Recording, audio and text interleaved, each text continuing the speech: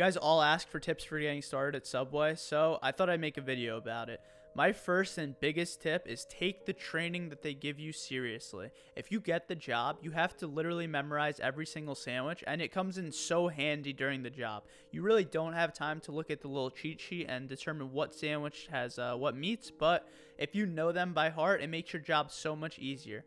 The next tip is to be careful with the knives. I've cut myself so many times with the knives just being reckless and rushing through sandwiches. Don't be afraid to take your time. The customer is there to watch you make a sandwich and eat it. They're not there to watch you make a show. So take your time, make the sandwich, cut your bread appropriately, and just don't worry if it takes you a lot of time in the beginning. It's supposed to take you a lot of time in the beginning. When I first started out, it took me literally 5 to 10 minutes to make a single sandwich, but now I can make one in about a minute. So it's just all about practice. It's all about doing it over and over again and repetition. They say it takes 10,000 times to become a master at anything.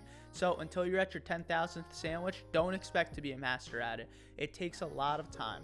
I also recommend if you're working the closing shift, get all of your work done early so you can get out of there on time. It's always annoying when you're there working overtime because you're kind of just sitting in a dead store, it's laid out, and you just want to go home. So make sure you're doing everything an hour beforehand, like doing the garbage, putting out bread, filling the front, filling the sauces, just mopping, everything. If you're opening, then make sure you get there about 5 minutes early. It's the worst feeling when you have a customer standing outside the door when you're about to open because you have nothing prepared and you feel like you have to rush. So just try to get there 5 minutes early. It'll save you a lot of time. And lastly, get personal with your customers. Learn who they are. Become friends with them because a lot of people that you meet at Subway are potentially great connections for the future. There's a lot of great people that come into that door, and you never really know who you're going to meet. I've had NFL players come in. I've had doctors. I've had everyone come into the store, and everybody brings a very unique and cool story. So that kind of makes your shift a lot more entertaining, and when you talk to your customers, I guarantee that your shift is gonna fly by. Subscribe to the channel for more tips. I make videos like these every single day, and check out my other social media accounts. Leave a comment of what sandwich I should make next, and this sandwich comes from this user. Peace and love, everybody. Have a beautiful day.